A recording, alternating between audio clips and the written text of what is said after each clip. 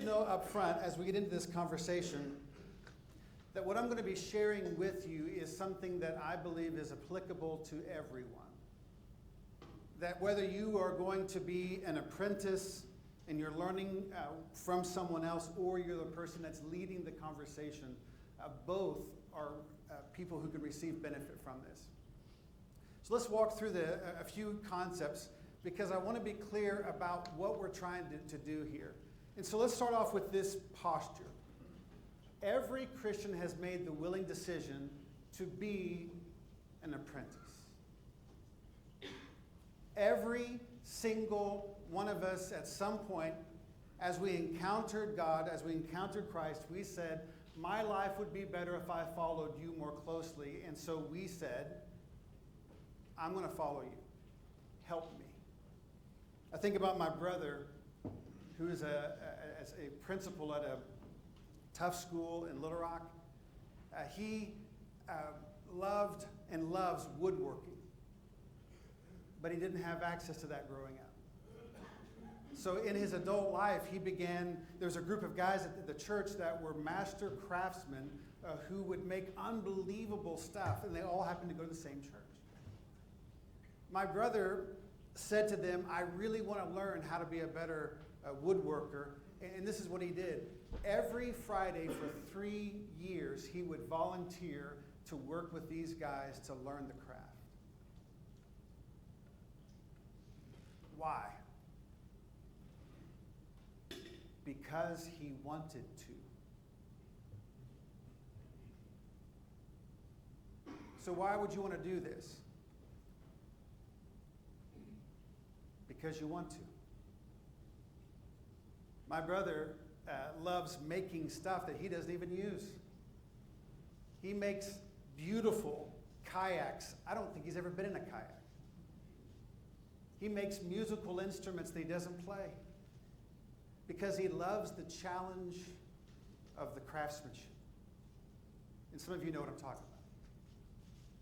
So when we talk about this, all of us, regardless of our age, every single one of us, we have signed up to be an apprentice, and we are still in our apprenticeship. All of us.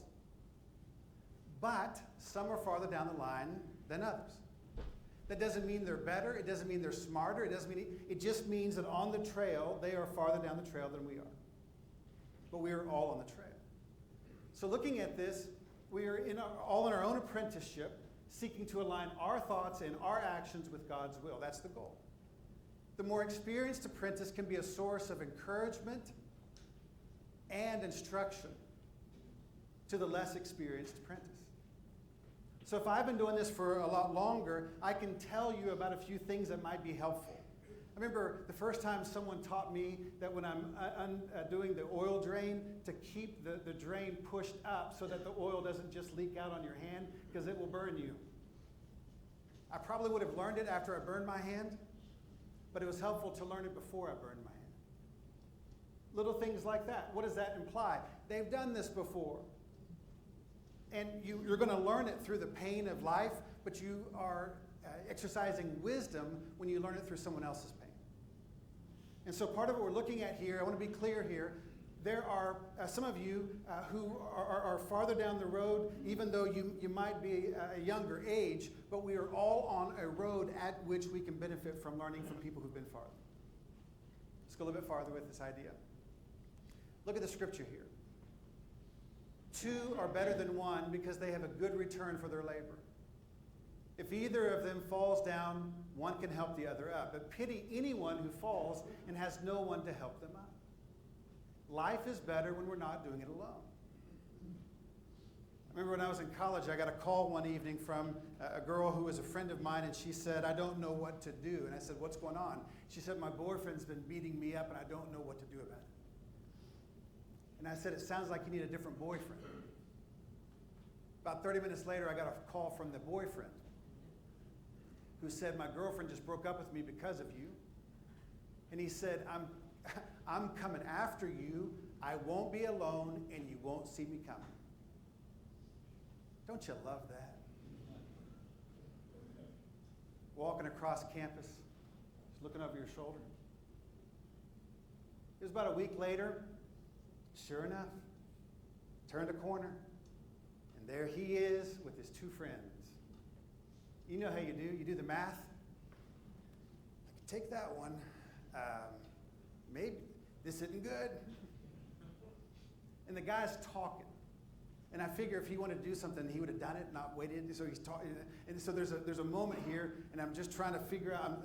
And so I look up, and I was a really good high school football player. And so I went to college to play football, where you could play cornerback if you're small and fast. And I was just small, not really fast.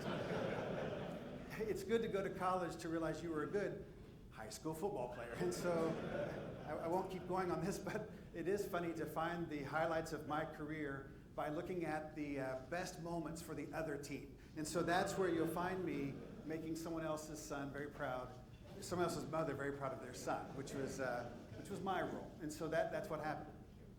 But I was on the team, and I look up, and there's coming down the road here. I look up, and I see one of my friends on the football team. His name was Christian Scudder, and this guy was a huge middle linebacker, and he's walking directly toward us. And I have never been so happy to see another human in my life. And he walks up, and he puts his hands on two of their shoulders and looks down at them and said, "Everything all right?" And I was like, "I love you. I love you." And they said, "Yeah, everything's good. Everything's good." And I said, "Hey, Christian, where are you going?" He told me. He said, I'm going the same place. I said, "Let's go together." And so we walked off together. Life feels different when you're not doing it alone. Amen. Amen. And what we're trying to get at is that we don't just go to church together, we're doing life together, and that has a very different feel. To know that you've got people who have your back.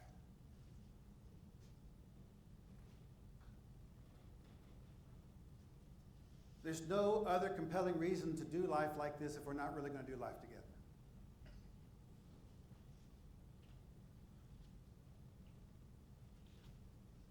Are you hearing me? Yes. So let's look at what we're trying to do. In the Bible, there are numerous examples when we are told to follow the example of another person. But I want to be really careful about this.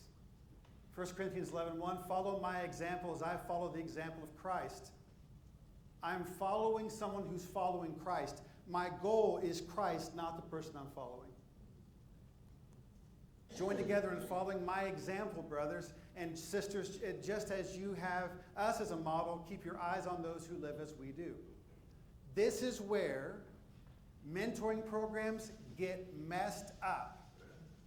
When the focus is on the person that is providing the mentoring versus we're all together looking at Christ, and I just happen to be a little bit farther than you, and I'm telling you some things. The focus is not the person mentoring you. The focus is Christ. We are doing this together. Continue on. Remember your leaders who spoke the word of God to you. Consider the outcome of their way of life and imitate their faith. I think about some of the great mentors I've had, and this morning I was thinking about one in particular. His name was Dr. Carl Mitchell. Dr. Mitchell was about 50 years older than I was when I met him. He was a brilliant person, a good man. Died a few years ago. Carl Mitchell was, I was going through my old notes, and I found a letter from him when I was 19 or 20 years old. And he was a professor, the dean of the college, and he took the time to write a note to me of encouragement. And no one ever told me I should keep that letter, but I knew instinctively this is something that is meaningful, and I've kept it ever since. Little did I know I would get to work with him. But I remember the first time, one of the first days I got to work with him, there were three of us. There was a guy named Howard Norton. Maybe you know Howard Norton? There's Howard Norton, Carl Mitchell, and me. And we were going out to the car because we were going to lunch. We were walking out to the car, and Carl Mitchell, who was 50 years older than I am at the time, he starts speeding up to get in front of me. And we're going to the car, and when my brother would do that, that meant he was trying to get the front seat. When Carl Mitchell was doing it, he was speeding up to get in front of me to get the back seat. And I said, Dr. Mitchell, I can sit in the back seat. He said, I know you can. He said, but I need you to sit in the front seat so that you can be in the conversation.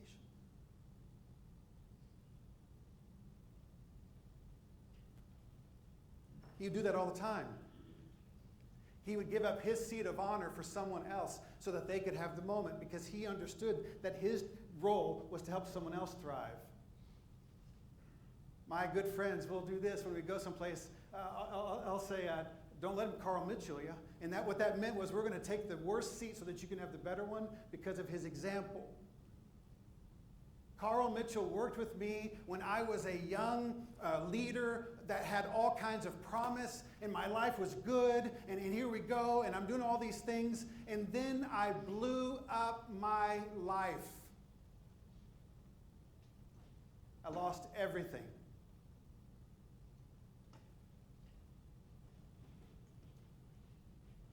Moved to California to try to rebuild my life. Was going to school at Pepperdine because I wanted to see how far in debt I could go. I was very successful.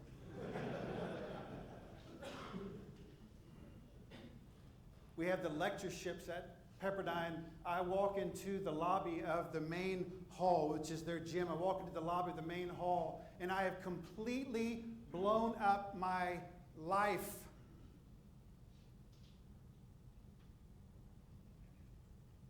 And all the people that would call before, a lot of them never called again. And I walked into the lobby, and Carl Mitchell sees me from across the lobby, and we see each other, and this is my mentor. And he walks straight at me with purpose. And he walks up to me, and he grabs me by the back of the neck. He takes my head in his hands like this, and he kisses me on one cheek, and he kisses me on the other, and then he held me.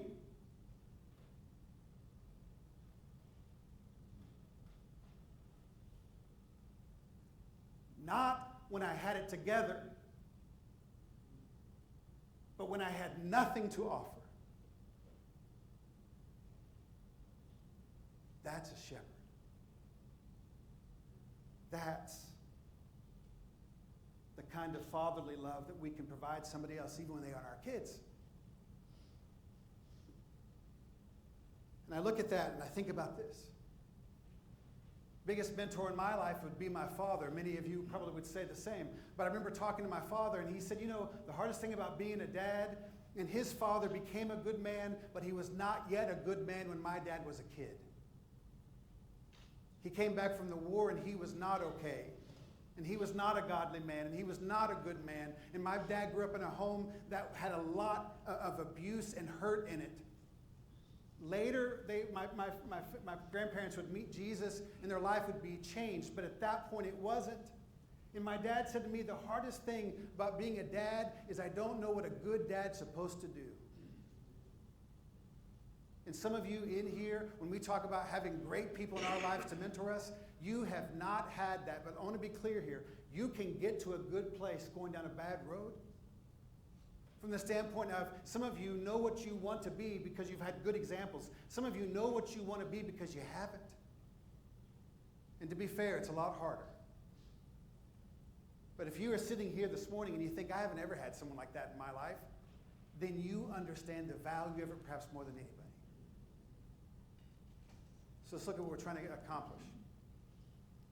The goal of the apprenticeship is not to become more like our apprentices, but to become more like Christ. This is essential. In every meeting that you have, it is you're talking about things of what would Christ think about this? How would he guide us through this? Although lasting friendships will likely result from an apprenticeship, the conversations are intended to be focused by design. The relationship is voluntary, and the purpose is maximizing growth. I'm saying this because when we go into this 1 hour, that is not just a good conversation. It is a conversation with purpose, and the purpose is an action step. So I'm going to show you a few things here. I do work as an executive coach. I have coached a lot of great people over the years, and I've studied a lot about coaching, and I've learned a lot of what not to do the hard way. And if I can help you on that, I would like to show you what I mean. So when you have these meaningful conversations, we start talking about life. There are different people in your life that might be needed based upon what you're up against. And I want to be clear, we can't necessarily be all of the people that you need. So I was looking at, if I'm an elite athlete, I'm going to have a strength coach, a position coach, I'm going to have a head coach, I'm going to have a physical therapist. I'm going to have a number of people working with me to help me maximize my potential. And I want you to see this because in the conversations that you have, I want us to have the humility to know where to draw the line of how far can I help somebody. So if I look at the idea here of the conversation is a great conversation, and you're asking the question, does this person need a counselor, a mentor, a consultant, or a coach? The people I work with that are among the most successful people that you might run into, most of them have a counselor, they have a coach, and they have consultants. They have 3, at least. Why? Because they want to be great at what they do. Think about it. Michael Jordan was the best basketball player in the history of the world when he hired a strength coach to help him get better. It mattered to him, right? It mattered to him and he wanted to get better. So for you, we're not talking about how do I do this because I don't like who I am. Sometimes it's how do I do this because I'm trying to get better at what I do. Either one's fine, but I want you to see that what we're talking about is not meant to be punitive. It's not you're doing it wrong, do it this way. Sometimes you're doing it right, how do I strengthen that? So let's look at the options. Mentor. Now look over here.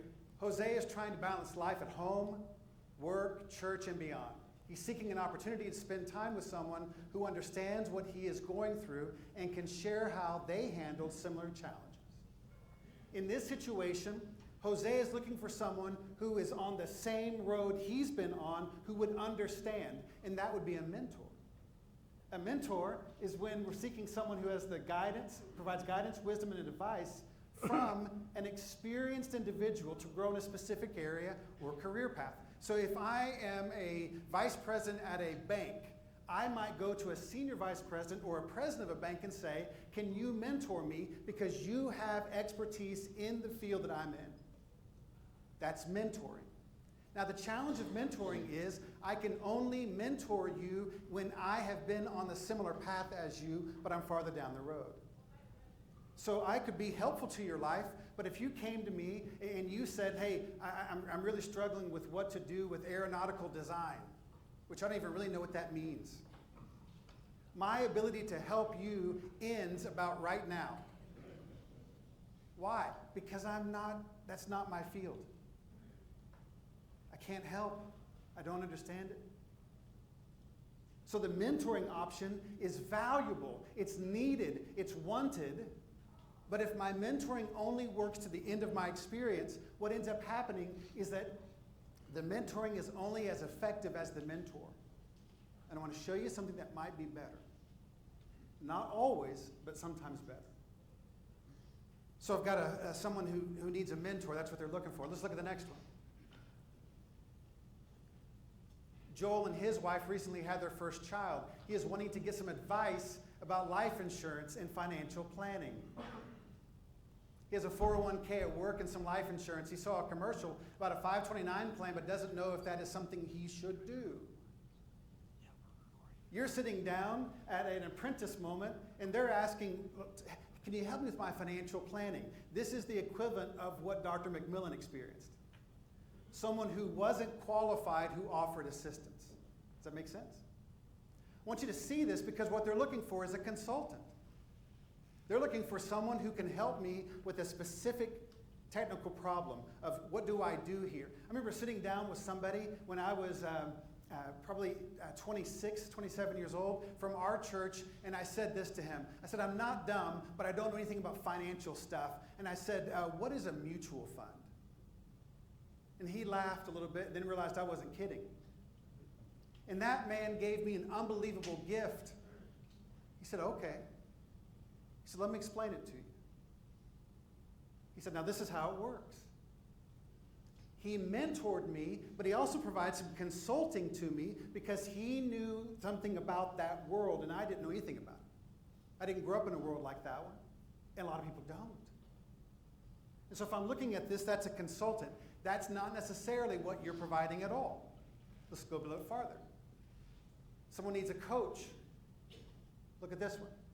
David wants to be a great husband and father while balancing his responsibilities. At work, he is seeking a coach to help him identify his goals, design a plan, and act towards his goals. Now, a coach has a different approach. The coach is focusing on the person has to decide what to do. The burden of action is on the person receiving the coaching. The goal is the coach is helping that person thrive. So if we're dealing with a coach, that's someone who is helping you identify your potential, helping you clarify your goals, etc. So people sometimes will say to me, do I need a coach? And I'll say this, tell me what your three most important goals are in life right now. And if you don't know, you benefit from a coach. So if you say, this is what I want to accomplish, and what David's saying here is, I want to be a great husband. What do you mean by that? A great father. Help me understand what you mean by that. And then what can we do to help you get there? And then finally, I want to mention this one. And I skipped over it. I had a problem on the slide, which I prepared myself, and it didn't work. And so that was my bad. But let's quit being so judgmental, okay? Let's back off on that one. The last one I think is important is counselor. I think that I'm grateful to live in a time where more people are more open to getting help through a counselor or a therapist. But what you're finding here is if somebody came to me and they said, you know what, my dad died almost a year ago, I can't get over it. I can't engage, I feel depressed all the time, I'm not being able to sleep, and I'm irritable with my family, and it's messing up my relationships. I can't get over the grief. Now that may lead to a good conversation with you, but more likely what would be beneficial to them is to go see a therapist who has dedicated themselves to helping people get through that type of trauma.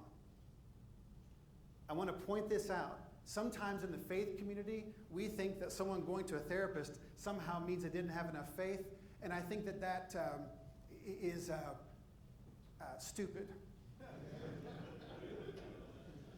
Because if I had a medical issue on any other level, I would go see a doctor. If I broke my leg, we've got to stop putting a greater burden on people to get mental health help. And so I just want to put this out here. Now I'm saying this because sometimes what's going to happen is that people are going to bring stuff up in a conversation like the conversations you're having, and it might imply, hey, you know what, they're hung up with something in the past, and they would benefit from seeing a counselor. You can have a great conversation with them and say, you know what, have you been to a counselor?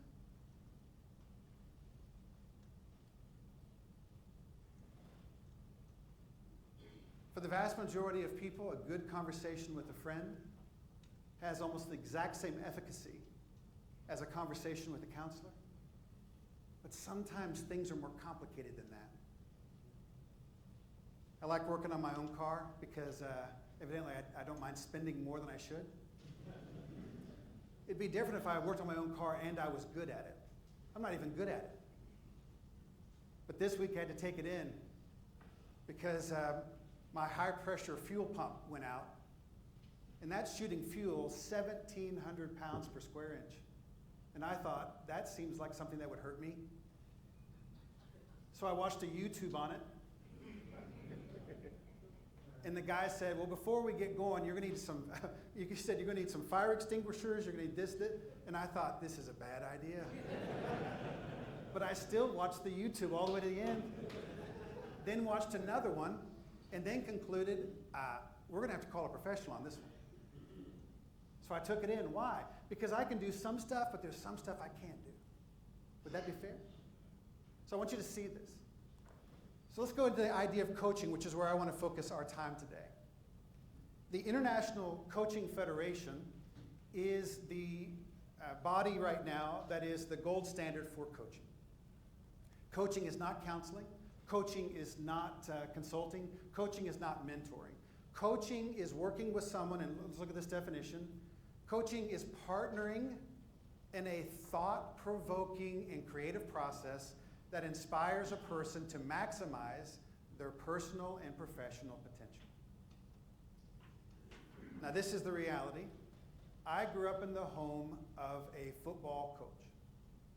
My dad was a football coach for many years down in Alabama, where they do like to play football. He was a very good football coach, state champion football coach. And my dad was a great coach because he loved the kids more than he loved football. And if you go down to where he is from, he doesn't have a first name. His first name is Coach. And I got to tell you, growing up in a home with a coach, things could be worse.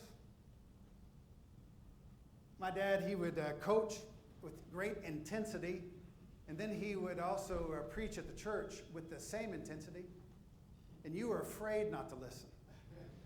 You think I'm kidding. He would call you out. But growing up, what was my dad's thing? My dad would say to me and my brother, he would say, boys, you got to understand what I'm trying to do. That's his voice. You got to understand what I'm trying to do. Boys, I'm trying to raise giant killers. And we're going to think a little bit differently than most people. Why was that significant? Well, growing up as a kid, I didn't want to be a giant killer. I just wanted to go to the 3rd grade. Like, I was just trying to get through life. But this was the deal. Dad grew up in the environment that he grew up in, and he knew what it was like to not feel safe in your own home. So growing up, I don't remember a time as a kid growing up when we didn't have someone living in our home that was in foster care. Sometimes it would be a weekend or a couple weeks. Typically, it'd be 2 or 3 years at a time. And my dad needed us to understand that your life is not your own, and he was coaching us up.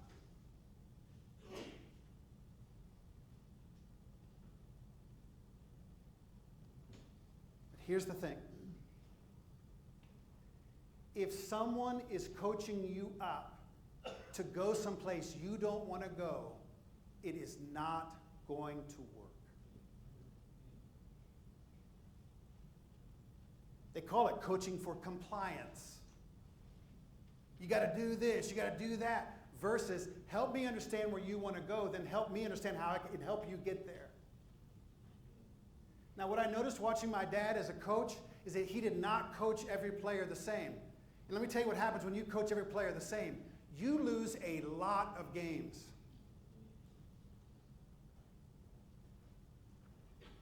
I got hired by a head coach in the NBA to assist him as his coach, which was a pretty cool thing. And I really wish I didn't have confidentiality agreements, because I would love to say who it was. Because you would think that was a big deal, because I'm totally name dropping right now.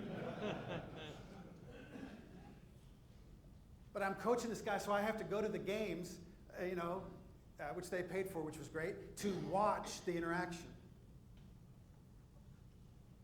And here's the challenge of the coach. The coach can only be effective when the player is coachable.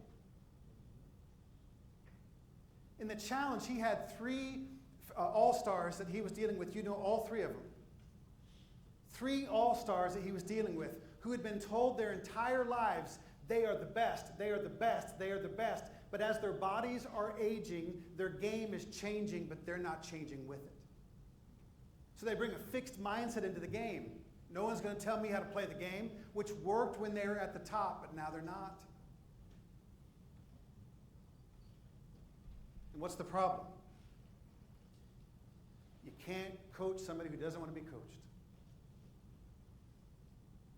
But every once in a while, you'll find a player who has unbelievable talent and is is coachable. And I'm going to ask you right now to settle into this. With this knowledge, when we're talking about coaching, here's my question for you. Tell me who you want to be, and then we can figure out what can we do to pursue that. The coaching is who do you want to be, and then how do we help you get there? I don't care what age you are in life. My grandfather, I found this piece of paper on my mom's side. I found this piece of paper that was written on January 1st of the last year of his life. And I can't remember what age he was, 91 or 92, whatever time frame it was. But he was writing down, what should the goals be of a 91-year-old man? Why? He refused to plateau, remained coachable, remained a learner. And being a learner implies humility. And you know that humility always connects people and arrogance always separates them. Remember at church one time, this guy came up to me, put his arm around me, pulled me close, which I did not love any of these moments. I'm good with us hugging emotionally from a distance. We don't actually have to do it. I know I'm messed up. He came up, he grabbed me around the neck, and he pulled me in. He said, I'm going to mentor you. And I thought, oh, wow, that's not going to happen. Why? He was not interested in where I was trying to go. He was interested in what he wanted to do. Does it make sense? And even if where he wanted to go was a good place, if you don't want to go there, it doesn't matter. So please hear me out on this. Let's look at coaching. The goal of this is to help you reach your potential. The goal of this is to help you reach your potential. We're not talking about if you don't do these things, you're not going to be saved. We're talking about what can we do to not just stay on defense the rest of our lives, but to do something that is on offense as well. How can I make a difference? So looking at the coaching skills you're going to need, let me walk you through these quickly. Number one is to listen actively. Let me be clear on this. Smart people tend to be horrible listeners. Because most of their lives they've been rewarded for having the answer. Some of you, when you were in the second grade, the teacher would ask a question, nobody answered, and they would look at you and say, well, what do you think? And you have been rewarded for saying something, not for listening. When I worked at the Pepperdine School of Law, one of the things that we had to focus on was this. We had to teach really smart people to ask a question and listen without interrupting for 1 minute. You would think that would be easy. It is not. The reason why we did this is because we were working with a hospital group, this big chain of hospitals that had been sued so many times. The judge mandated that this hospital group had to tell every patient when there was a mistake made or a near mistake, which I would rather not know what you almost did. Like, I don't need to know what almost happened, but that's what it came down to. So we had to come in to try to figure out how to help them with this. And you know what we found? The simple thing. We found this thing. People tend not to sue people they like.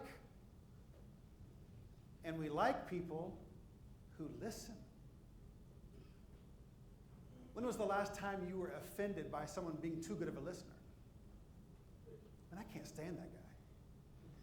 Every time I talk to him, he's like so engaged and listening to what I have to say. What is his problem? Like, who does he think he is? Now, I'm saying this because for you as a leader, listening is not likely easy.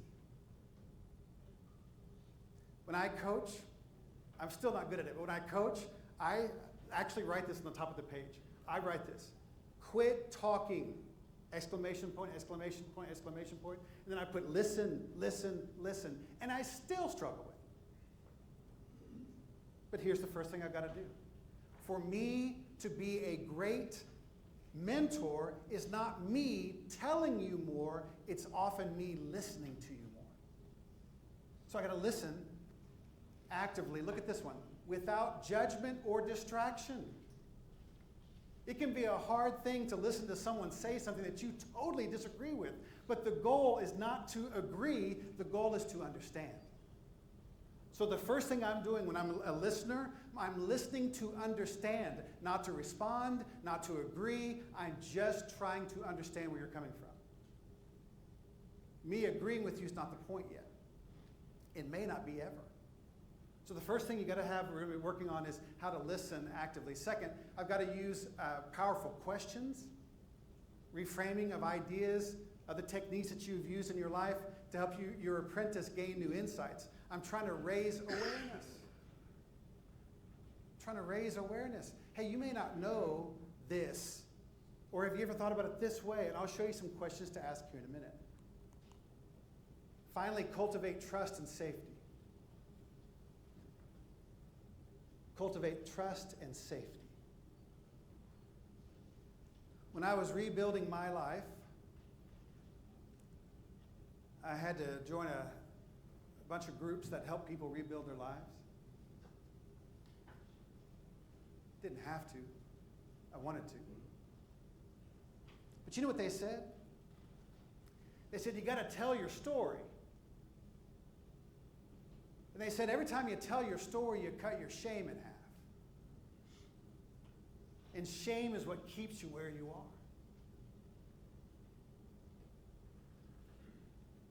Now, I say this because we are not going to tell another human what we're up against if we don't feel that they can be trusted and we don't feel like it's safe. But can we be clear on this? Every one of us in this room has knowingly walked away from God's will at some point in our lives, and some of us farther than others. But here's what I don't believe. I don't believe people caught in sin or people caught in an addiction are loving it. Most of us chose a path way before we knew what we were signing up for. Typical alcoholic had his first drink at the age of 9. And at the age of 9, you were not thinking, you know what would make my life easier later?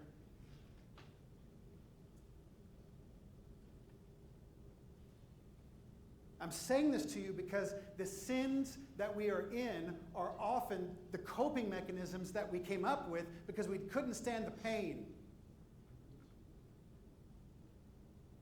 And you can be a God-seeking person. You can be a person after God's own heart, evidently, and still struggle with stuff. But here's the thing.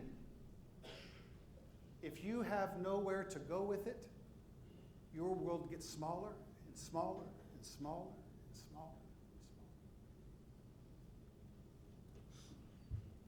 So imagine a place of freedom.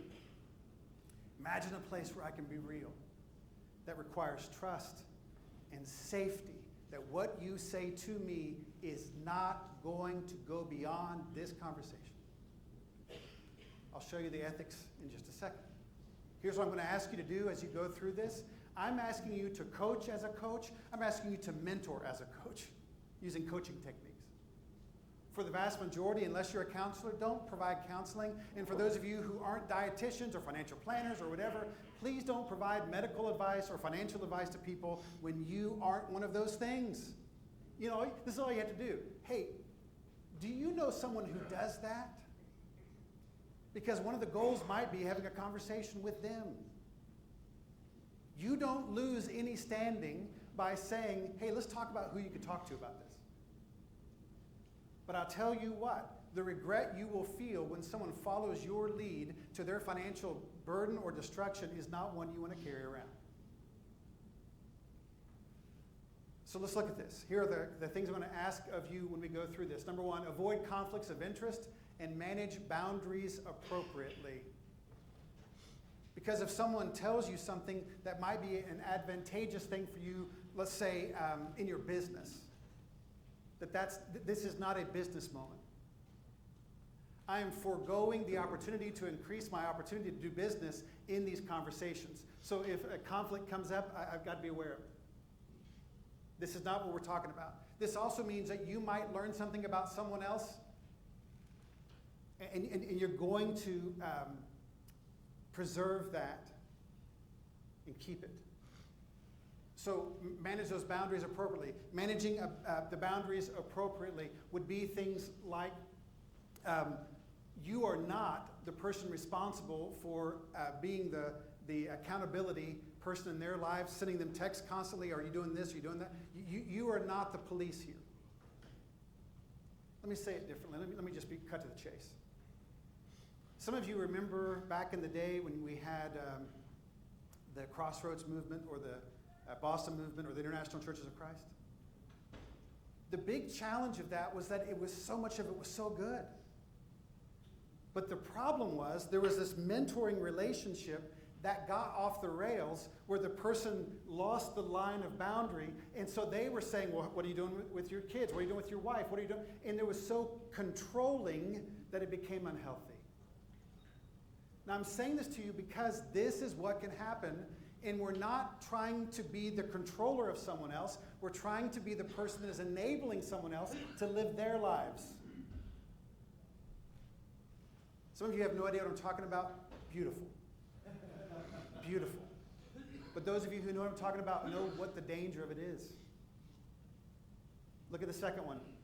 Only provide insight within the scope of your expertise. I want to have some humility here. The scope of my expertise. Look at the last one. I want to promote the well-being of your apprentice. I am here to be on their team for where they want to go. I'm here to help them.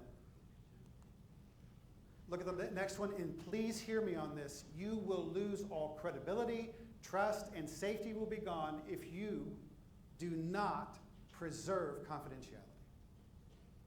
When someone says something to you, you are going to keep it, and you are going to lovingly protect them, that this is a safe place to go with this. That means that if you're speaking at an event or teaching a class or whatever it may be, you're not going to do the veiled story about someone. You're not going to talk about it. It's the price of being a good mentor. I want to also say this, that you're going to communicate the limits of confidentiality. I tell everybody that I coach something very simple. My goal is to help you thrive, and here's the thing. If you say to me something that is you're planning on doing that's illegal, you're going to harm yourself, you're going to harm someone else, I want you to know up front, it is my responsibility to not let you do that without someone trying to intervene. So if you say, I don't know if I'm going to make it, I'm thinking about killing myself or whatever it may be, I want you to know that any time that comes up, we are going to take you seriously and we're going to get you some help. But I'm not going to hesitate. And I will break confidentiality for those reasons. I want you to know that up front so you're not tricked, but that you have someone that you know cares about you enough to step in. And then finally, encourage the apprentice to take ownership of their decisions and actions. The person that is that's in the apprenticeship, they are in charge of their lives. You are not. They are in charge of their decisions and their actions. I can help, but they are ultimately the CEOs of their lives. They have to make those choices. This is significant. Watch what it means. It means that I trust that you know best what to do for your life. And if I don't believe that, it means that I look at you as someone incapable of living unless I'm telling you what to do minute by minute. And I'm creating a dependency versus increasing independence. So we're going to get into how to do it. So introduction to T-Grow. Now, this idea of T-Grow, letter T and then the word grow, is going to provide us the framework for some great conversations. So when we look at these great conversations we're going to have, this is just one model. There are a number of models that can be used. This happens to be the one that's the most researched because it was an early one. The idea of coaching really began probably the 1860s or so in England, where you had people who would serve as the coach for students in universities that were trying to be carried through their exams. So the idea of coach was like a coach maker, like the coach that you would ride and push, propelled by the horses and things like that. So what you would do as a coach is you would carry the student through their exams. That's where the idea of coaching comes from. It became part of the business world in the 1930s with sales, but the big part of coaching as we know it today came from coaching for athletes. And you can imagine why it's so important. But it's the mental side of the game. So looking at the T-grow idea, this is where all that came from. In a good conversation, I am walking people through this. There's no secret, which is why we have people who are going to be the mentor and the person that is receiving the apprenticeship in the same conversation. Matter of fact, I often will show this to people that I'm coaching so that they know where we're headed. But on the T-grow, I'm looking at what's the topic of our conversation today, what's the goal today, what are the realities we need to know about, what are the options that we need to identify, and then what's the wrap-up. I'm going to come back to this and go through each of these here in a moment. Then we're going to do some of this ourselves. But if you can remember this idea, T-grow, you can do this. Some people drop the T and they just do grow, which is understandable, but I want you just to learn from the top, and then you can modify it as you need. Let's look at the idea. This is not a good sign. So imagine this brilliant slide that I had created here that looks a lot like this as they are trying to help behind here. Now, one of the things that I had right here with the exclamation point is a water bottle. I got it off the internet where it said free, and evidently it may not have been. And so I tried. But imagine a water bottle. I want you to imagine a clear water bottle filled with water and I want you to imagine the cap on top. You've all held one of these. And I want you to imagine that from the top to the bottom. Now, the reason we talk about this is that if we're going to have a good conversation, we have to have a beginning point and we have to have an ending point. And so we have to have the top and we have to have the bottom. We have to fill it. So when we start off, we're going to take the cap off of that water bottle, and what we're looking for, the first thing we're looking for is the topic. And this is how I start most of my coaching sessions. I'll say something like this: where would you like to focus today? Now watch. The person guiding the conversation, the person choosing the topic, is not the person that is the mentor, it's the apprentice. Where would you like to focus today? So let's say you're going through your book, you've gone through the virtues, and if something has come up, and you say, well, there's something on my mind. I'm going to give you a few examples here. Let's look at this one. Someone says this. I want to build more meaningful connections at church, but don't know how. That would be a topic. So today I want to talk about, I want to build more meaningful connections at work, but I don't know how. This is what our church looks like at nighttime. And that is a beautiful thing for you to see. Now, I want you to see what we're talking about, though, work on all that. I don't need it. But I want you to hear what's going on. Someone says, you know what? I want to build more meaningful connections at church, but I don't know how. That's the topic. I can't have the conversation until the topic emerges. But often I'll say to a person I'm coaching, I'll say to a client, I'll say, where would you like to focus today? And they'll say this, I just don't know. Okay?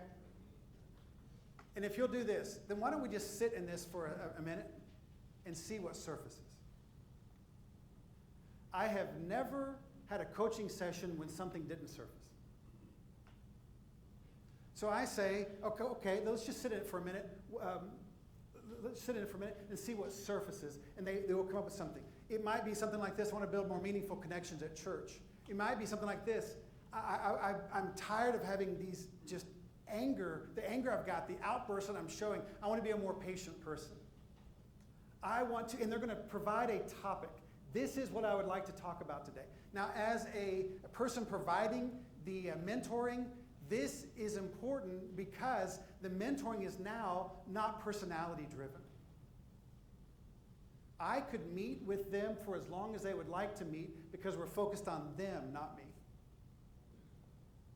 Now, I will add my experiences, I will add my insights, I will add things like that as appropriate, but they are the one responsible for where we're going today. And you say, why do you do it that way? What I'm trying to get across is if you studied someone else's life for the next 5 years, you would not know them as well as they know themselves. They know what they need. They need a place to think about it. So where'd you like to focus today? So imagine you and I had sat down and we've signed non-disclosure agreements, and you know this is going to be confidential. You know that it's going to be. We can talk about anything that's on your mind. What's that one thing that you'd really like to talk about? And I find that the first conversations, they probably aren't going to be very deep, but over time they become something significant. Had a conversation with this week with a client whose mother-in-law died 2 weeks ago. His mother went in for a heart procedure. It was supposed to be a small thing. Ended up being open heart surgery because they were struggling with what to do, and they had this big thing happen. And now, this past week, he was putting his parents in assisted living. That was not a topic that he thought he was going to have to talk about. But here's the thing, I would have never known to ask, because I didn't know that part of his life. By letting the other person guide the conversation, we are going to go where they need to go at the rate they would like to pursue it. Let's continue on. Now, someone may come in and they have something more significant. This happens a lot. A lot of people go through really hard things. So somebody comes in, we're talking, and they say, you know what? I was abused as a child in my teen years. And as much as I try, I can't get over my feelings of self-doubt and anger. Now watch. That would clearly be a conversation that would be one that could lead to a counselor being involved. That doesn't mean you can't have a great conversation about this, however, of, okay, wow, I'm sorry you went through that. So let's look at what's going on in your life, what might be keeping you from getting the help that you need. So I can take this topic to keep them focused on where they want to go without trying to provide counseling to them when I don't know how to do that. Does that make sense? Am I being clear here? So I'm still coaching, but I'm coaching them to how do I get help versus trying to coach them on, so what happened? They may want to share it with me, but it's really not the point.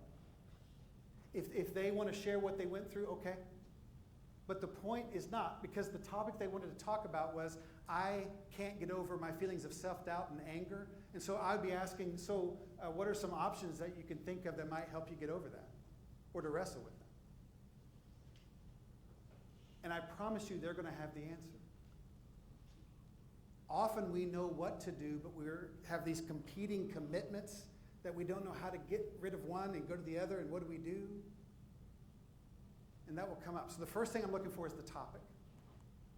The second thing I'm asking is, what's the goal? So the first thing, what's the topic? Second thing, what's the goal of this session? It sounds like something like this. Hey, so what would you like to accomplish today in our conversation? It might even sound like this. By the time that we finish this conversation, what would you like to have accomplished? I want them to tell me what they are hoping we can do in this session. And you're saying that doesn't sound like a real formal, that doesn't sound like a natural conversation. I hear you. Please try this on for size for a bit before, and just try it. Can you imagine how great it would be to have someone partner with you for your success? And they're asking you, what would you like to accomplish? Because here's the thing, we can often have a great conversation that doesn't lead to the outcome they need. So what would you like to accomplish in this session? And I'm identifying the goal. The goal might look something like this. On that first one, I want to become a more patient person. They might say something like this. I want to identify some techniques that could help me respond more calmly in challenging situations. You know what I'm talking about? At work, when your passion gets the best of you, and you just unload it on somebody again. Makes it real difficult to come back to them later and say, our men's ministry, I get it. I really do. But what's their goal? They just told you. I want to identify some techniques that could help me respond more calmly in challenging situations. And here's the thing. You might think, I don't know. You don't have to know. That's the beauty of coaching. You don't have to know. So what you're going to ask them, and I'll show you here in a moment, would be something more like, so what's worked for you in the past? What are some of the triggers that have left you in that spot in the past? Any ideas? And what you'll find is that people are a much better resource for themselves than they think they're going to be. But I'm staying focused on the person so they can stay focused on their problem. My goal is not to get into their problem. My goal is to stay with the person. Does that make sense? So if I'm going through this, what I'm asking you to do, first thing you got to know, what are we talking about today? Number two, what's the goal for today? If I know those two things, I can have a great conversation. Why? Because I've got the top of the conversation, the topic, and I've got the bottom of that bottle, the goal. I know what we're trying to do. So if I walk you through this, and like I said, here in a minute we're going to do this, I'm looking for what's the topic? What would you like to talk about today? And then what is the goal of the session? So if I'm going through a book like this and I'm talking about some of these different virtues and things like that, then we go into the next part of the conversation. Maybe I do that for 20 minutes or whatever feels comfortable to you. Then you're going to say this. So, where would you like to focus today? What's on your mind? And they tell you this. Then we're going to say, okay, so what would you like to accomplish in our time? And they say, I'd really like to do this. Now, most people aren't going to give you that answer just like, it's going to take them a minute to come to it. And then you're going to say, okay, what I hear you saying is, this is the goal of our conversation. Is that right? And they will either affirm that or clarify it some more. Now think about this. When was the last time you had a conversation like this one?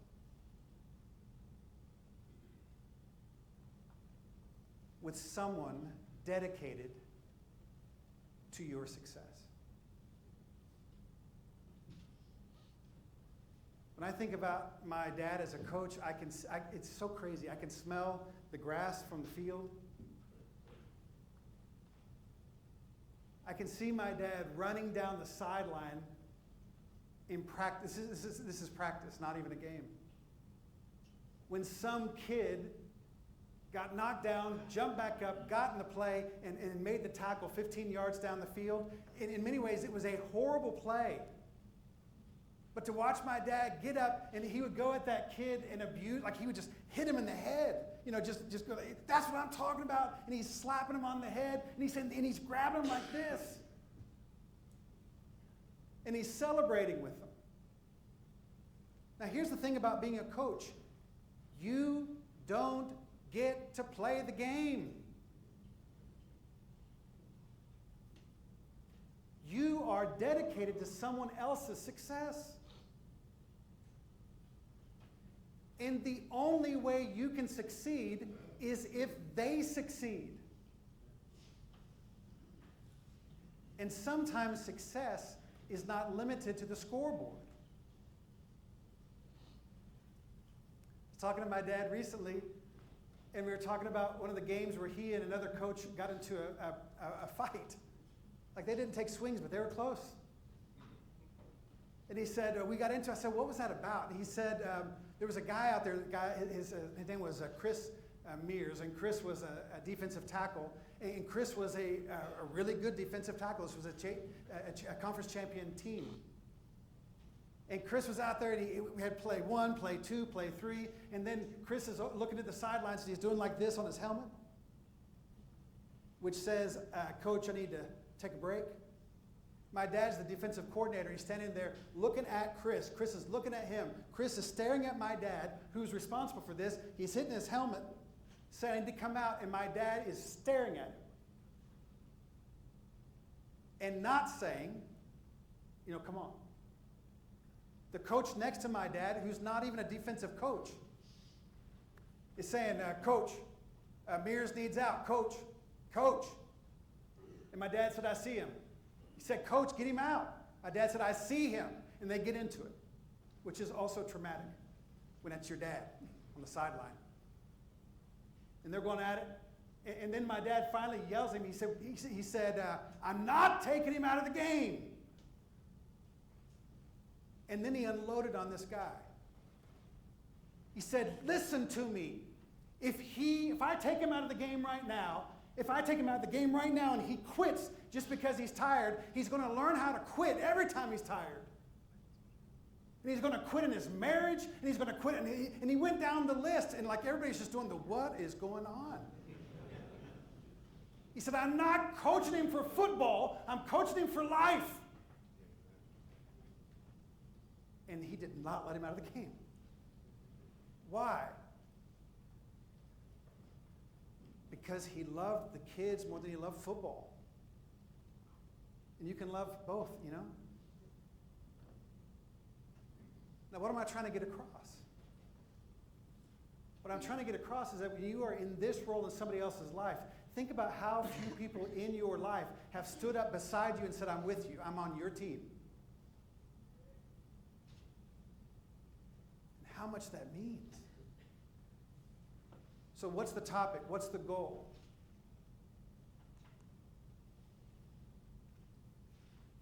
I want to build more meaningful connections at church, but don't know how.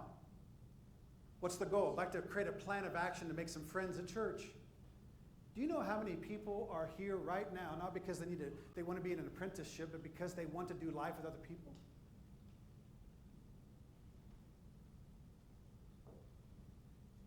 So how do I break in? What do I do? Used as a child, this is what they say, the goal. I want to figure out what to do to get some help. That's the goal. I know the topic, I know the goal, now we can have a great conversation.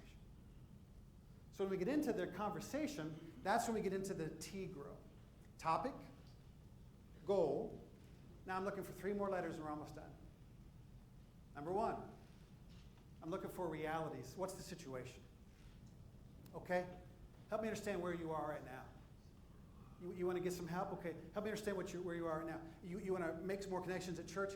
Help me understand where you are right now. And I'm then listening with the goal of understanding, because they might say some things that are clearly a problem. But I'm not listening to judge it, I'm listening to understand it.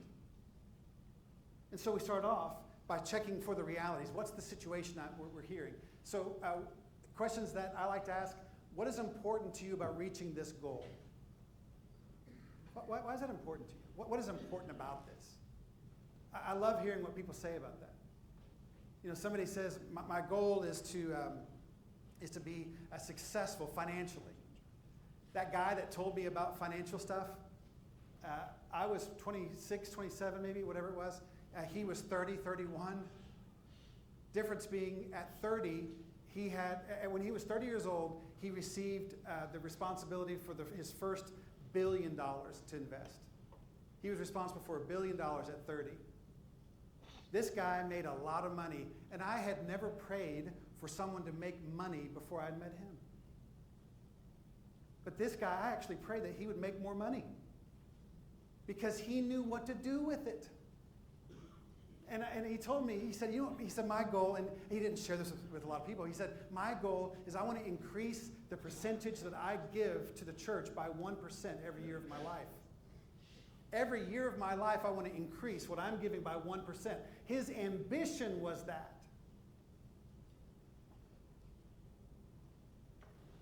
And I'd like to know, what's important about that to you? Why is that important? Why does that matter? Look at the next one. When I'm listening to that, let me go back one more. When I'm listening to that, what beliefs or assumptions do you think are holding you back? Here's why I'm saying this. For a lot of us, we chose the path that we are on when we were like 14 years old.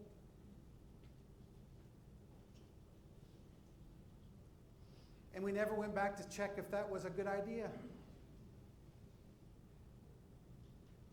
No disrespect to 14-year-olds, but if you talked to one recently, it would not be fair to say, I'm going to lock in with what they want from here on out. Why do I say 14 years old? Because I know for me that was when I had failed English and pre-algebra that semester. I was the only person that failed. In either class, I was the only one who failed. I failed both of them. That's when some of you know, I had the only conversation I ever had with my dad about grades was right then, which was not cool when he worked at the school and brought home the report cards. Walked into the house one afternoon and he said this. He said, boys, get in here. Now, nothing ever happy happened after that sentence. It was never, boys, get in here. I got you a puppy. Like that. It was never something like that. He said, boys, get in here. That is not a walk in here. This is, you're on a trot. Go, get in there. Yes, sir. And he said, take a seat. I'm at one end of the couch. My brother's at the other end of the couch. My dad's walking in front of us and he's pacing, put his hand on the back of his neck like this. Doesn't know what to do. He's got the report cards in his hand. This is the only conversation we would ever have about grades in my life. And he said, boys, let me tell you about these grades. C's are better than D's. Try to get C's. High five. You high five. High fives, my brother. The only conversation we ever had in my life about grades just occurred. So let's translate. Hey, don't get an F.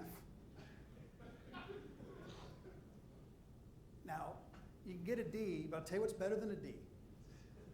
It's a C. And a C is good.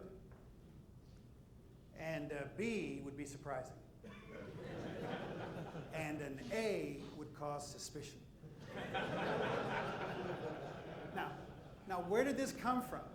This was my father's motto for our family. This was what he chose for our family. My father's motto that he chose for our family, this is what he said. He said to me and my brother, he said, boys, let me tell you what it means to be a Meller. We are tough, not smart. And that was it. That was the entire thing. And you think I'm kidding. I'm not kidding. That was his chosen motto for our family. Tough, not smart. And you better be tough if you're not smart. And so what happened? That's what I thought. Why? I guess that's what we got. Graduated from high school, walked across the stage, got my diploma. The principal of the high school walks up to me and my entire family, standing there, just got the diploma. He walks up and he said, so Nathan, what are you going to do next? And I said, I think I'm going to go to college. And the principal of my high school said, really? Wow. I'm quoting. Do you think you're smart enough to do that? Here's the thing, I wasn't offended because I was wondering the same thing. I don't know, we'll see how it goes.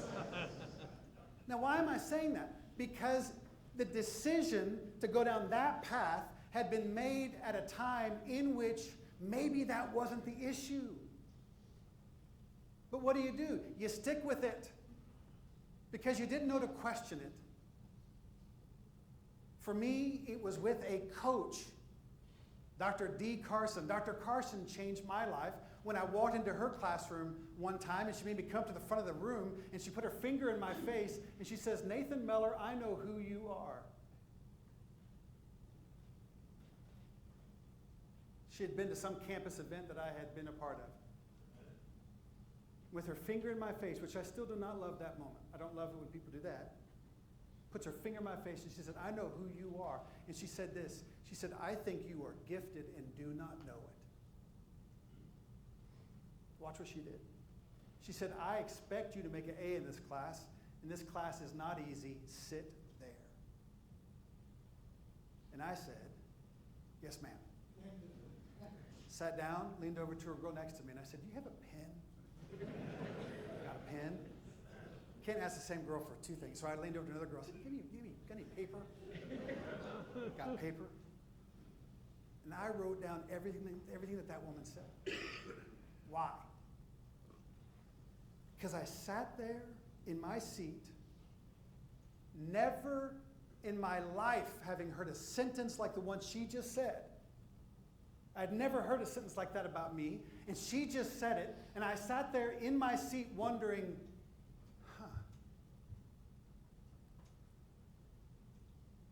what if she's right?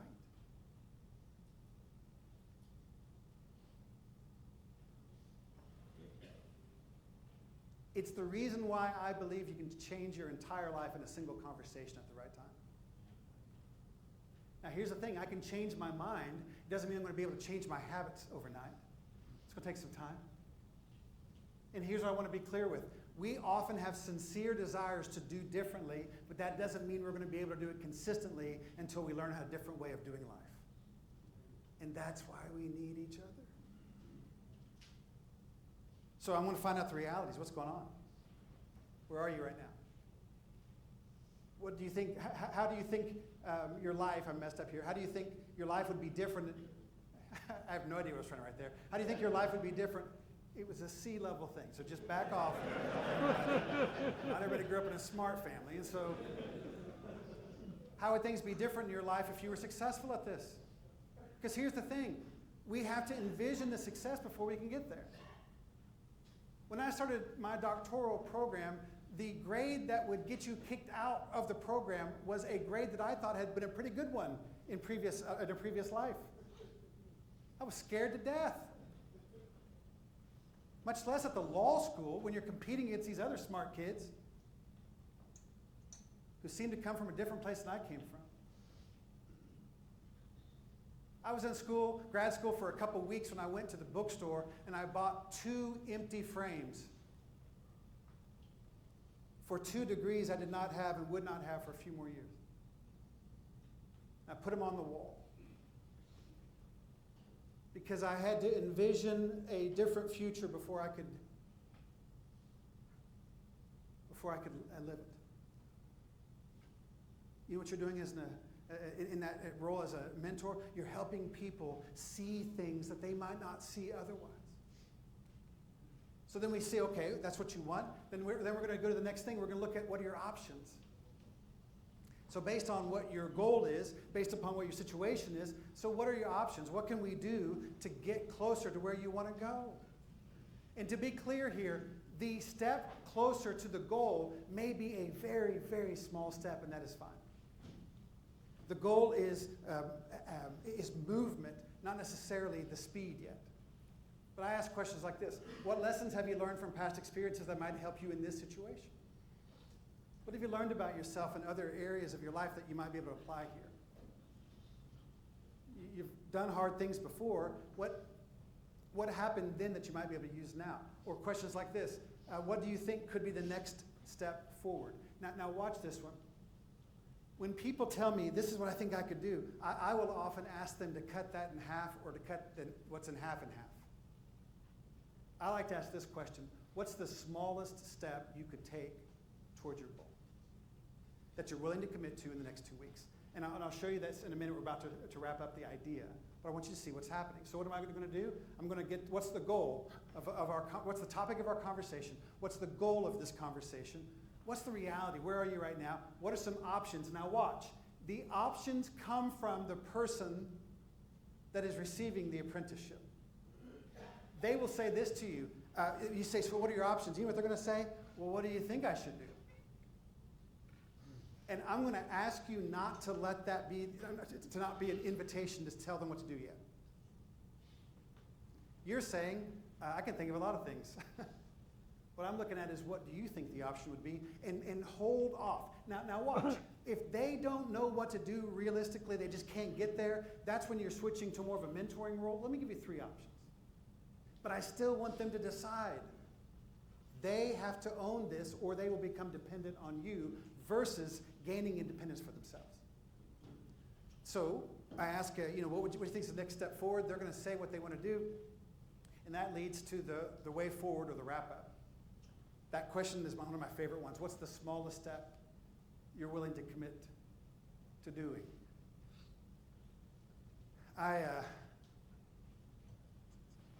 had surgery earlier in the year, and it was throat surgery. I had a growth in my throat that they had to take out, and they said, I went to the doctor to check it out, and I thought, well, it's no big deal. And I got in there, and the person said, before they looked at me, they said, well, what it could be is this, but it's probably not that. And we rarely ever see what they said. And then they said, but if you had that, it is a really painful thing. Probably one of those painful things that we do here. That's what they said on the way in. You know where this is going. They then did the thing down your nose to look at what's in your throat, and the person said, oh, wow. The thing I was mentioning earlier, it is that.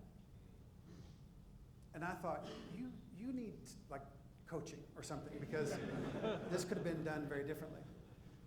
They walk out of the room, the nurse walks in, and she looks at my chart, she says, oh, wow. She said, that's painful. And I thought, what is wrong with you people? Like, were you dropped as children? What happened to you? And so she says, you're not going to be able to eat solid food for weeks. Now, I'm trying to be transparent with you. I thought to myself, I need to lose weight. This is my plan. Surgery. You think I'm kidding. I'm not. I went into the surgery weighing a trim 230 pounds, which my doctor said at 5'10" was not optimal, which I thought was a bit judgmental and not very helpful. So I went in at 230, and I thought, I'm not going to be able to eat anything. I got all these soups and everything. I'm going to lose the weight. And so I wasn't even trying to lose the weight because I thought I'm going to lose the weight. And so I went through the surgery, and I don't know what happened. It was not bad, which meant I could start eating pretty quickly. I was at 236 when I thought to myself, I guess the tapeworm's not going to help. And so I'm going to have to do something different.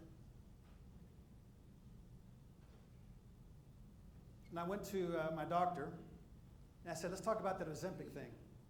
And they said, yeah, it's a good option for a lot of people, but not for you. I said, okay, then what are the options? He said something revolutionary.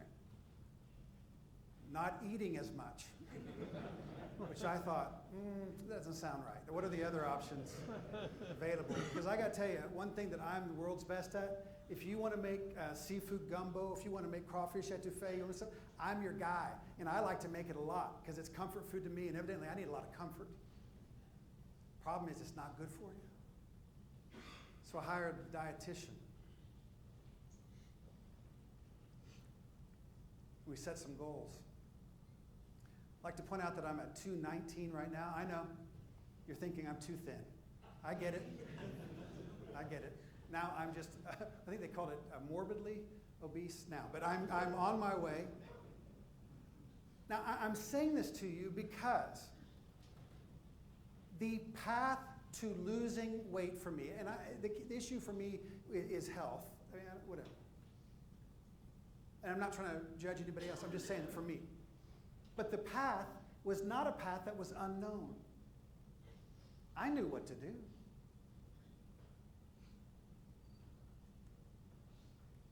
So the dietitian, I don't know why we did it this way, because the video should work, but it didn't, so we were on the phone. I don't even know what she looks like.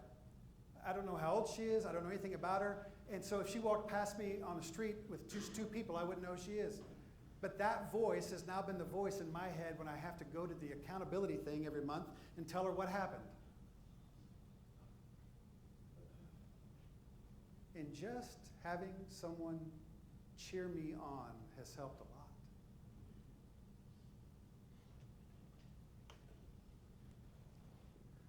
Called her last time. I thought I was going to lose a lot more than I did, and it didn't go so well. And I said, well, I failed. And I got to tell you, I didn't want to have that conversation. You know what she said?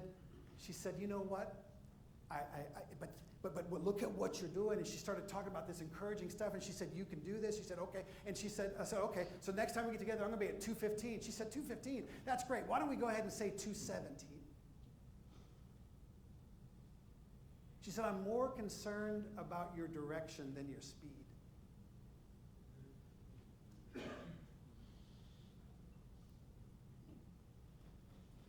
Here's what I'm asking you to be in this apprenticeship. I'm asking you to unabashedly be the biggest cheerleader in that person's life. I'm not asking you to call bad good. I'm asking you to find the good and talk about But to be clear, it is rarely we don't know what to do. It is often we don't know how to do it.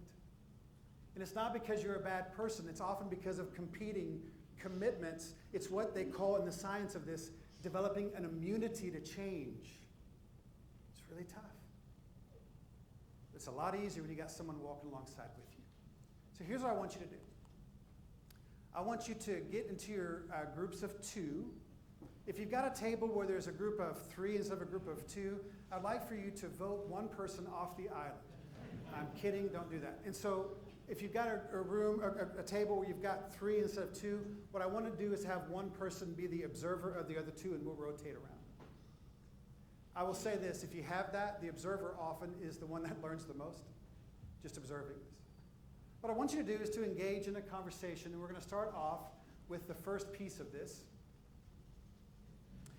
By the way, the clock on the wall is an hour ahead, and that just really scared me. And so, thankfully, we are good to go. We're right on time. So, what I want you to do is to get into your groups, and what I want to start off with is the first part of the T grow. If we can go all the way back to the first one, or there we go. One more. Okay. I want you to do one of 2 things. First of all, I'm going to ask all of us to agree that what we talk about today, and from this point forward, we are making an agreement that this is a safe place, and that what you talk about in your conversations is confidential. To be clear, your confidentiality is limited. You're not someone's physician or their lawyer or their preacher. Theoretically, what you talk about could be something that is compelled from you in a court of law. I've never seen that happen or anything like that, but it could. And I say that up front because I want people to know the limits. But I want you to have, for us, a commitment to one another that you can talk openly about what's going on in your life, and that's going to be something that is held confidential in this group. If you can't do that, and you might choose not to, if you can't do that, I want you not to engage in this conversation because it's not going to be helpful to you. So what I want you to do is to get in your groups, and I want one of the 2 of you to start off, and they will be the person that's serving as the apprentice. And the other, and I tried to look up the word of what's the other word for like the person that's helping the apprentice, and that word doesn't seem to be clear. So we're just going to call them the mentor. So one person works as the mentor, the other person serves as the apprentice. You might say one person's the coach, the other person is the apprentice. But I want one person to ask the question, where would you like to focus today? Now, you might make something up that is theoretical, that you're just, okay, well, I'll play along. You might want to do something from your own life. But I want you to start having a conversation here. We're going to do this for about 5 minutes, and we're going to flip. But I want you to start off by identifying a topic that is important to you. And right now, your brain is moving really fast. If I don't know what to talk about, that will likely happen in a regular conversation too. Just give yourself a minute and to see what surfaces. What is something important in your life right now that you think would be worth having a conversation about? It can be something significant. It can be something rather small. But what's something in your life right now that you would like to have a conversation about? So go ahead and get into your groups. We're going to do 5 minutes for one person, then we're going to flip it to go to the other. If you don't have even numbers, have one person be the observer of the other 2.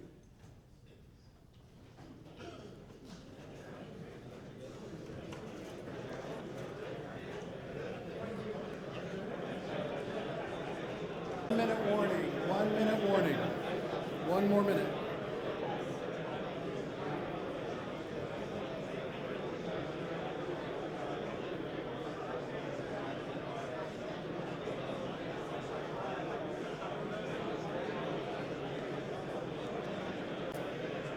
Let me bring you back, please. Come on back, come on back. Just come on back. Just stay where you are. Stay where you are, but I want you to come on back. Now, if this were a real coaching session, I want to point out that if you were going to do this for, let's say, 50 minutes, you might spend 10, 20 minutes. This might be the biggest part of the conversation. So I'm rushing you through it. But if I don't know the topic, then I really can't be helpful. And if it were easy to articulate, they probably wouldn't be needing to have the conversation. And so it takes a little time to work through what is the topic. And every time you come together, it might be that there's a variation of that. It might be the same theme over and again. But if I don't know what the topic is, I'm not going to be able to help somebody. It's like writing a paper without knowing what the actual, what is the goal. It could be a good paper, just not helpful. And so I want you to see how that feels. I loved the conversation. And I love the fact that when I came back and said, come on back, you did what every Sunday school class does and completely ignored the person in front. I love that because it means that you're enjoying the conversation. Now, please be thoughtful here. That doesn't mean this is easy for you. Some of you who are extroverted, your battery is right now being recharged. You're like, this is great. Those of you who are like me, who are introverted more, I'm a battery that is burning through all types of energy in the conversation. And it's not that I don't want to have it, it just means it's going to cost a lot. And you might feel yourself getting tired. And I'll tell you, from my angle, I only do 5 coaching sessions in a given day because I want the last one to be with the same amount of intensity as the first one. And I find if I do 6, I don't even know my name, much less what's going on in their life. You know? And so I want to be clear, there's a cost. All right, so let's flip it. Now let's go to the other person. What is the topic for them? I'll give you 5 minutes on that.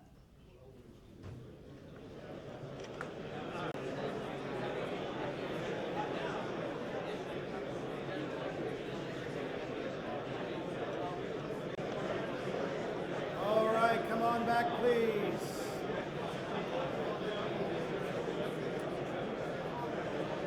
This is what it feels like to lead men. Yes, come on back, please. Come on back. Thank you. And I absolutely love the energy level in this room. But it feels better when you're not doing life alone. And that's the idea. And I'm just telling you right now, having a handful of people that you can count on to do life with, where it's not one of those things where it is creating dependency, it's creating the independence that you're looking for. That is a big deal. But sometimes you have stuff in your life that you just can't deal with on your own. There are things that you need to move around in your house that you can't lift on your own. And sometimes you need somebody else to help. And in these conversations, it can be helpful to have a thought partner. Now, in the world of coaching, they have this thing called the lamppost effect. And this is what we don't want you to know.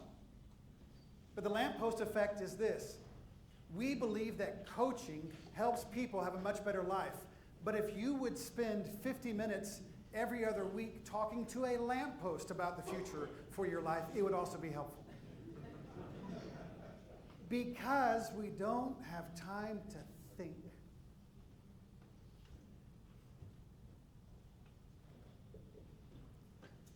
Someone the other day was asking, so what happens when your parents die? How are you going to divide up what they have? And I thought that's probably a pretty good question to deal with before it happens. But I thought, I don't want to have that discussion. But my sister-in-law has been going around the house putting her name on stuff, and I don't like that either. And so we're going to have something give here. But some of these conversations we know we need to have, but we don't know how to have the conversation. So the coaching session might be about how to have the conversation about the thing that you know is important that you don't want to talk about. So we're going to be there for people when life doesn't work. When they mess it up, we're there for them. But here's something I thought was interesting. I always thought the test of friendship was will people stay with you when things aren't good? And that is a huge test. But I also found this to be the case. It is hard to find people who will still root for you when you're winning.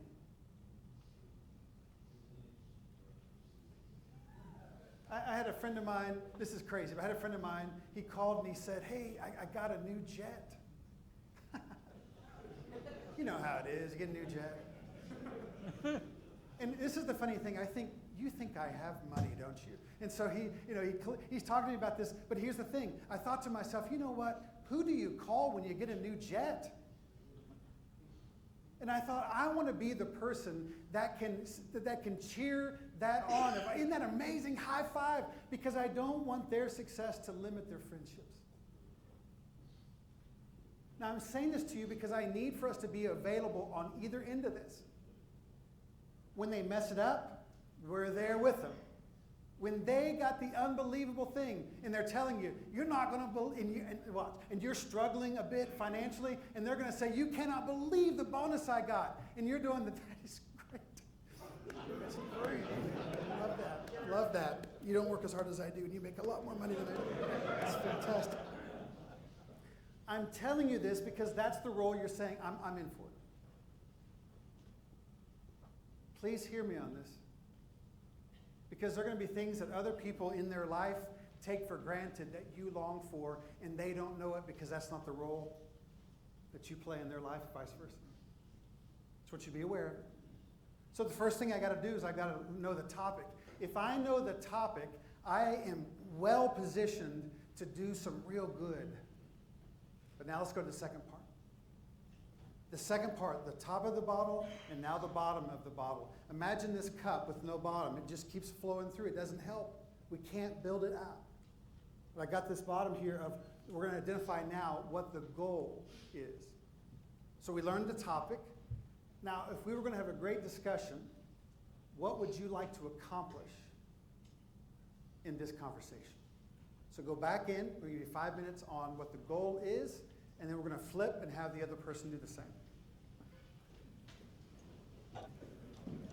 And I want you to switch roles.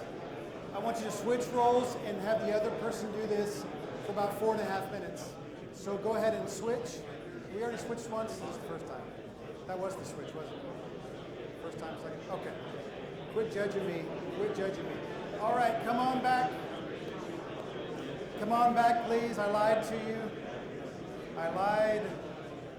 I said switch. I didn't mean it. Come on back. Come on back. So now we know what the topic is. We know what the goal is. In most conversations, we don't know either. So to start off by having those two things, we are increasing the odds of us having a great conversation. Now, this is what will often happen. You'll have the conversation. The person will finish the conversation. It might be meaningful. It might not be. Whatever. And this is what I'm going to ask you to do if you're providing the mentoring. Please do not judge the success of the conversation by what happened right there. Often the breakthrough is going to be a week later on a Tuesday when they're going through the drive-thru. And it's the and you weren't there, but you might have helped them get there. So I want you to not judge the success of everything based on what happened in the session. It might happen later.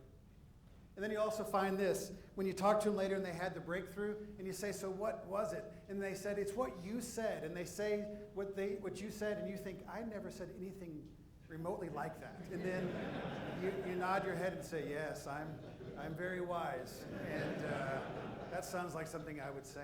And so I'm saying this to you because you are joining them in a conversation that they're not going to stop having just because your conversation ended. You're helping them sort some of these things out. And that's where you're really being of benefit. And so now I know where they want to go. These are the goals. And then you get into the reality. So what's going on in your life right now? Help me understand where you are. Now, this is the part where we stay focused on the person, not the problem. So the person says this. They say, I've gotten into a lot of credit card debt, and I'm $30,000 in debt right now, and I got to get rid of that. It's just killing me, and I got to get rid of that. And this is what can happen. You say, well, what's the interest rate? And have you tried doing this, this, and this? And I'm not saying that those things wouldn't be helpful, but it's not the goal. The goal is to say, okay, so let's talk about your options. And they might say, I don't know. And so then we start, and what we're trying to do is to keep them at the driver's seat and say, well, have you had a chance to talk to, and you might help them along. You might even provide them some examples from your own life. You know, I tell you, I've been through some situations like that one, and they might say something like this: I think what we're going to have to do is just cancel Christmas, and we're not going to do birthdays, and we're not going to do this, this, and this, and they'll tell you all that, and you might want to jump in and say, well, that's a horrible idea. But you also might want to say, instead of saying something like that, which you shouldn't say, but to say, now, you said your goal was to get rid of that debt because you wanted your family you really wanted to see your family enjoy life and thrive and whatever it was. Now, if you did that, do you think that's going to help you get there? And you start asking some questions that might help them focus it more and more. This is where you're going to have to just trust your judgment, and the goal is their success. So in these conversations that you're having, you can share your life experiences, you can share this, but the goal is to do more asking and less telling. Unless they just don't know how to do something. Then you have to take that coaching hat off for a second and put the mentoring hat on. I grew up, and we didn't have access to a lot. We never lived in a neighborhood that had fences, like privacy fences. That was like what rich people had. My wife and I, we bought a house, went and got all those, all the planks or whatever they call them for the fence, got them all, brought them back to the house, and there was a guy that, a good friend of mine, he said, hey, he said, I've done a lot of fences. He said, I can help you. I said, great. I'll see you on Saturday. And he said, see you on Saturday. And then Saturday came and he was not there. But I had my post hole digger, and I measured them out the best I could, which was not great. You know, you dig those post holes, you get the posts in the ground, and then I start doing got the 2x4s up. Now I'm putting on the actual, each of the planks, or I can't remember what they're called, or something. Pickets. So you think you're better than me. I see how it is. So you start putting up the pickets, because I'm doing that. And then the problem is that the ground starts to go up.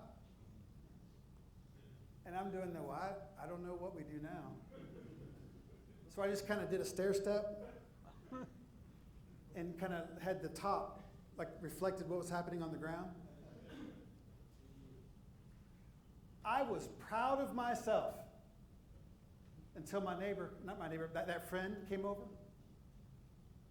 And he said, I've never seen it done like that before. I said, yeah, I just kind of did it with the ground. He said, yeah, I see that. He said, now most people, they do it kind of level. And I said, is that how it's supposed to work? Now let me be thoughtful here. I'm not stupid, I am ignorant. I don't know. I'm a novice. I don't know what rich people do. He said, yeah. He said, they do it level. He said, I could help you with that. I said, I'd really appreciate it. Why? I wasn't trying to do it wrong. I didn't know what was right. So what I have to do, I had to go back out and take all of them down and do it again. But I got to tell you, the pride of doing it right was worth it. I wasn't trying to do it wrong because I didn't care. I cared a lot. It meant a lot to me. I got to tell you, I joke about rich people stuff. I got to tell you, not having money and then having money, like being able to go to the dentist and stuff like that, it is a lot better. Like, it is a lot better. Filling up your gas tank without worrying about it. People say, oh, we were poor, but we were happy. I think you're lying. I think that's not true. It is a lot better when you can go to the dentist and everything. And you're like, well, that's not my experience. Okay, great. I like it a lot more. It's really great. Now, I'm saying this because when you are the trailblazer, you don't know. Now, people coming behind you, they're going to benefit from that. They're going to think that's normal to know stuff like that. But maybe you're the one in your family who's doing a lot more of the trailblazing. Can we honor that? How amazing is that?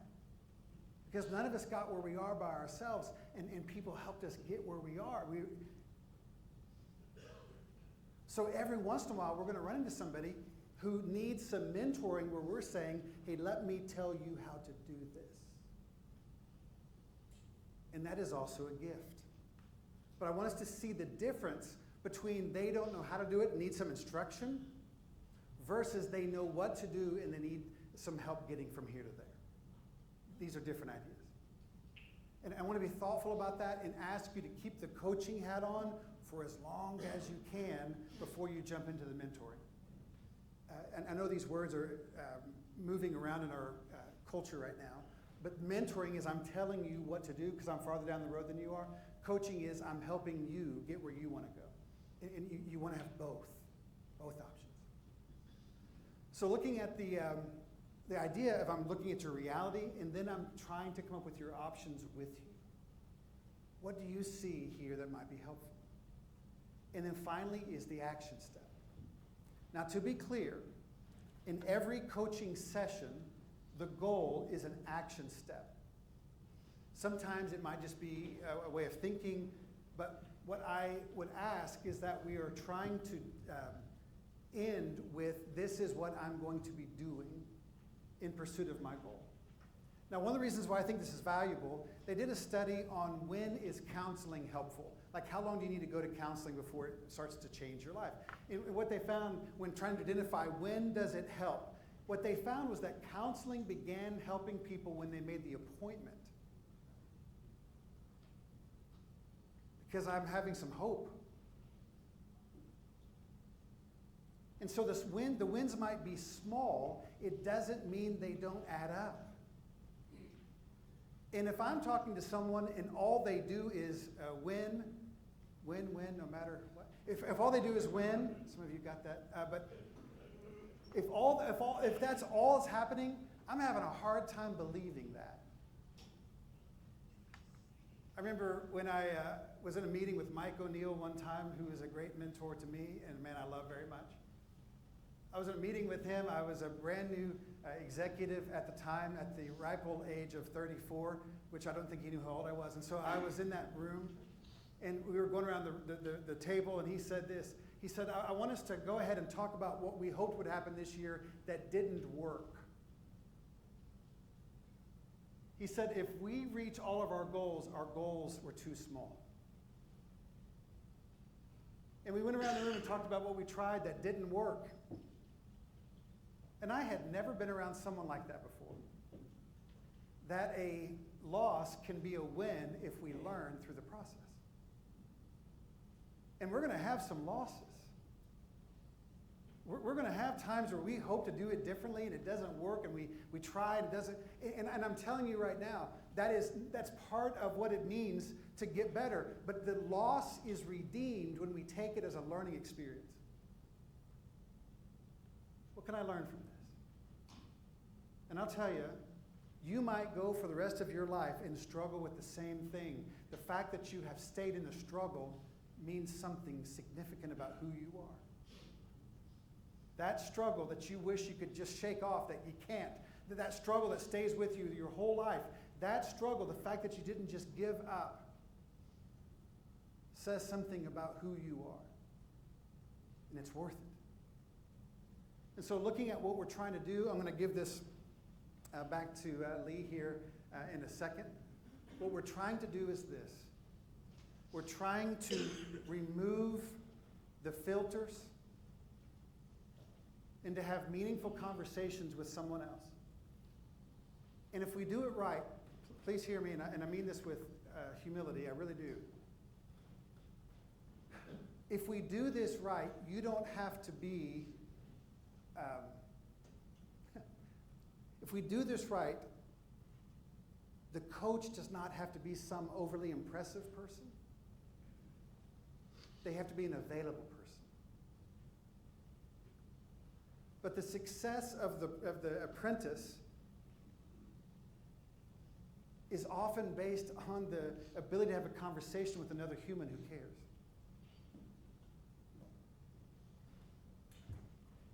I don't know how to land this, but I will say this. I got into coaching not because I wanted to. Actually, it took a course in it in my doctoral program, and it convinced me that I didn't want to do that. And then one of our clients said, can you do some coaching for us? And I did not want to do that, and I also wanted to feed my family. And I said, absolutely. And then the coaching at that time was people got coaching when they weren't doing well. And it was what HR needed to be able to give some more thickness to the file before they let the person go. And so I was coaching people who were already dead men walking, and I didn't like it.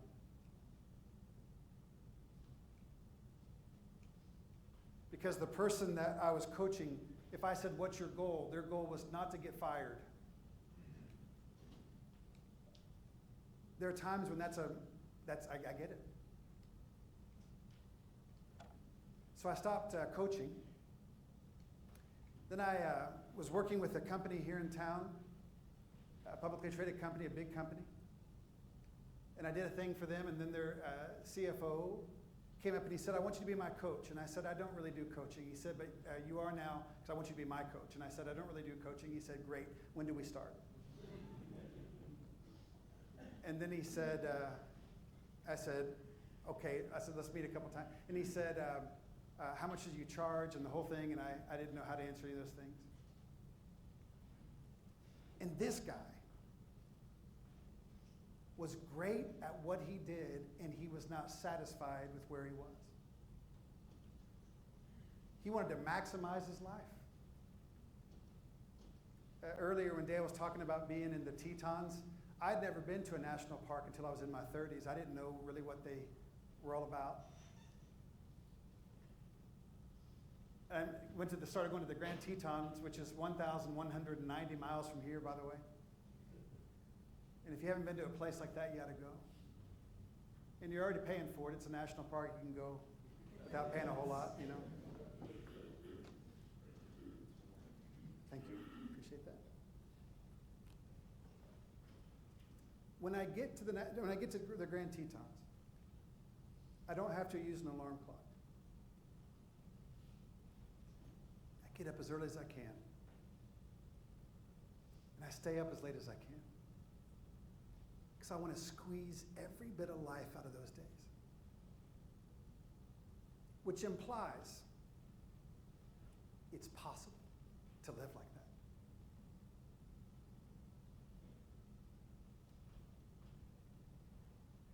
So when I started coaching this guy, it wasn't that his job was on the line. He was good and he wanted to be great. So then I started coaching other people. Since that time, I've done 4,000 coaching sessions. And I can't wait till Monday to do it again. Because if you care about people, this to me is the missing piece in ministry. That's right. And you are going to love it later. But who among you has ever had a great coach that thought they were a great coach when they were coaching them? Phrases I heard a lot from my dad. Take a lap, son. I was not thinking, this man is a great man. But you know what? Looking back on it later, and I'll finish with this. In our church, we've got one of our elders, David, who is a physical therapist. He's like a world-class physical therapist. Like does it for the Olympic team and all these professional athletes. And Jason Emerson, by the way, a free commercial for Dr. Emerson, who is a phenomenal surgeon. And you're like, why would I need a surgeon? Just wait. You're going to enjoy life. What's coming for you? And so I went to Jason because I couldn't do things like lift my arm, and that seemed like a problem. And I couldn't put on a jacket. That was the real issue, because I would do the kind of throw your shoulder into it, hoping it will land somewhere. And I went to Dr. Emerson over here, who I have known for a long time and just love.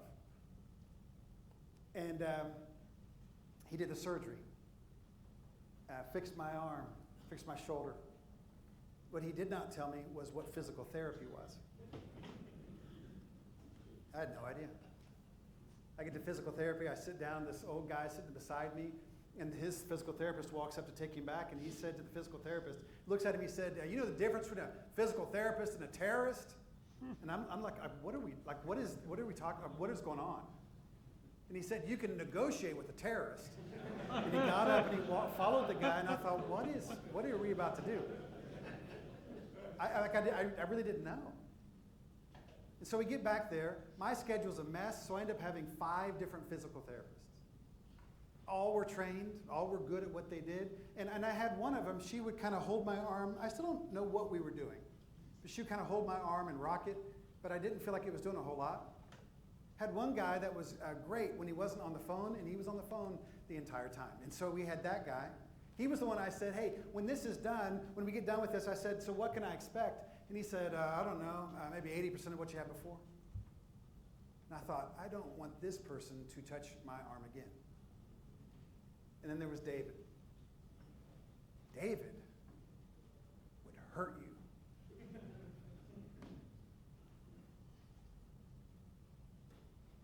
Because he wanted to heal you. And I had this picture from my granddad at the Battle of the Bulge, like there's a picture of him. And I would look at that picture before I'd walk in there, and I'd do that. Okay, if he can do that, I can do this. And here's my goal was, I'm going to be the best patient they've ever had. And I'm going to pass out before I'm going to complain. Because if he's willing to hurt me, to heal me, I want to be healed. You know how hard it is to have somebody hurt you? Because you know what David gets to see? The pain. You know what he doesn't get to see? I have full rotation. I'm so grateful. Completely right. Why? Because he did what was difficult so that I could receive the benefit. Now, I'm not saying you're going to get beat up in coaching. I am going to say this. Those conversations, if they're all comfortable, you're not having the right conversations. I'm not saying that they're abusive. I'm just saying it's hard. And that's why you want somebody along with you that cares about you deeply. Thank you. I don't know where Russ went, but thank you, Russ, for your leadership, putting this together.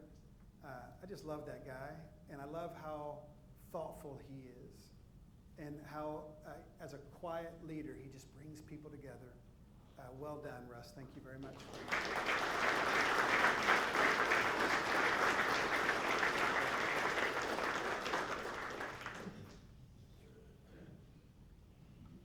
Hey, can we thank Nathan for all of that?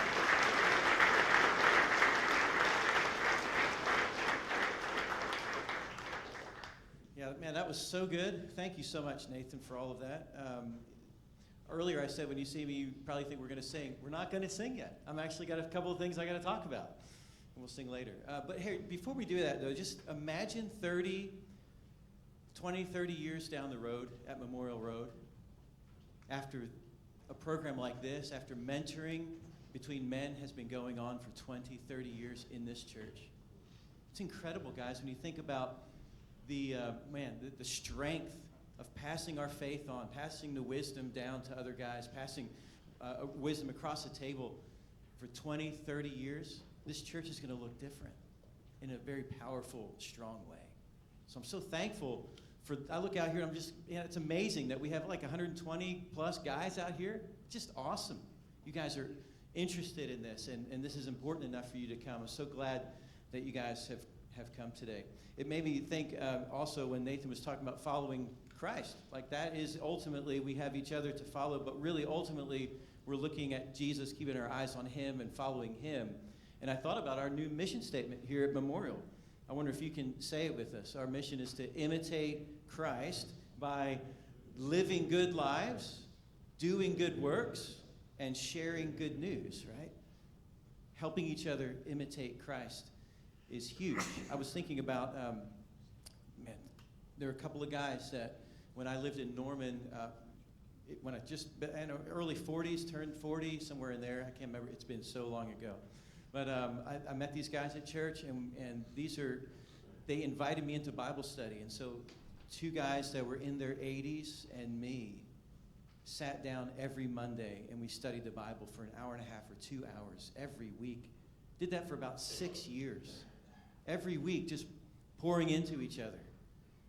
And just a couple of weeks ago, I went and my wife and I, we went to the hospital and visited one of those guys in the hospital as he was recovering from some serious surgery.